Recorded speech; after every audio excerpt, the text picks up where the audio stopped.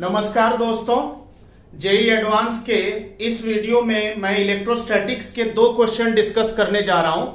एक question number 27 और दूसरा क्वेश्चन नंबर 28। 27 क्या कह रहा है वो आप ध्यान से देखिए। Two similar balloons filled with helium gas are tied to strings of length L.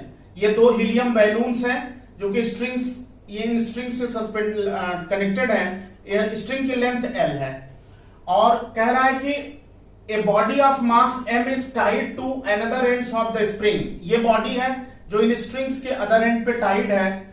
The balloons float on air at distance small R. ये दोनों बैलून फ्लोट कर रहे हैं, इनके बीच की सेपरेशन स्मॉल आर है। तो charge on each balloon is, इस बैलून पे कितना चार्ज है, ये 4 ऑप्शंस दिए हुए हैं। तो इस पर्टिकुलर सिस्टम के लिए अगर हम ध्यान से देखें, इस स्ट्रिंग में टेंशन इधर है, इस स्ट्रिंग में टेंशन इधर है, ये एंगल थीटा है, ये एंगल थीटा, तो ये एंगल थीटा और ये एंगल थीटा होगा। अगर हम इस टेंशन के कंपोनेंट रिजॉल्व करें तो इधर t cos थीटा, इधर t sin थीटा होगा। इस टेंशन के कंपोनेंट रिजॉल्व करें तो इधर इस डायरेक्शन में t cos थीटा, इधर t sin थीटा होगा। तो इक्विलिब्रियम की कंडीशन में 2t cos थीटा mg के बराबर हो जाएगा और t sin थीटा जो फोर्स है वो रिपल्सिव फोर्स F को बैलेंस करेगा।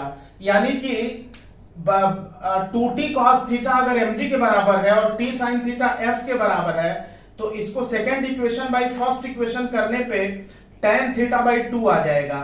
tan थीटा बाई 2 आ जाएगा, F बाई mg के बराबर हो जाएगा। तो यहां से अगर हम F की वैल्यू रखें तो small K Q square by R square Coulomb's law से होगा और 2 को राइट साइड में ट्रांसफर कर देंगे तो tan थीटा हो जाएगा 2k Q square by R square upon mg। इसको सॉल्व करके जब q निकालेंगे तो ये आएगा mg r square upon 2 small K tan theta और पूरे ब्रैकेट पे 1/2 होल पावर 1/2 आ जाएगा। इस तरह से ये सेकेंड ऑप्शन इसका सही होगा। तो ये क्वेश्चन नंबर 27 था। अब आप क्वेश्चन नंबर 28 देखिए। 28 क्या कह रहा है कि two identical small balls each of mass small m and charge small q are placed in a hemispherical bowl of radius capital R with frictionless non conducting walls. ये हेमिस्फेरिकल नॉन कंडक्टिंग हेमिस्फीयर है और frictionless surface है। ये दो balls रखी हुई हैं। In equilibrium the line joining between the balls is capital R and this is horizontal। कह रहा है कि इक्विलिब्रियम की कंडीशन में line joining between ball horizontal है और distance between ball capital R है, जहां कैपिटल R जो हेमिस्फीयर का रेडियस है।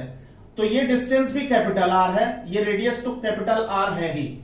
अब इसकी बात कह रहा है कि इक्विलिब्रियम की कंडीशन में चार्ज ऑन बॉल्स कितना होगा। अगर इस बॉल का मास m है, इस पे चार्ज q है, तो चार्ज q की वैल्यू कितनी होगी, ये 4 ऑप्शंस दिए हुए हैं। तो अगर हम देखें इक्विलिब्रियम की कंडीशन तो इस बॉल पर हेमिस्फीयर का रिएक्शन, नॉर्मल रिएक्शन इस डायरेक्शन में होगा। ये इक्विलेटरल ट्रायंगल बन रहा है तो ये एंगल 60 डिग्री होगा। नॉर्मल रिएक्शन का ये कंपोनेंट हो जाएगा n cos 60 और इस डायरेक्शन में हो जाएगा n sin 60। इस वाले बॉल का रिपल्सन इस डायरेक्शन में होगा। वेट mg है, n sin 60 है, ये कैपिटल F है। तो n sin 60 अगर mg के बराबर है, n sin 60 अगर mg के बराबर है तो n cos 60 F के बराबर होगा।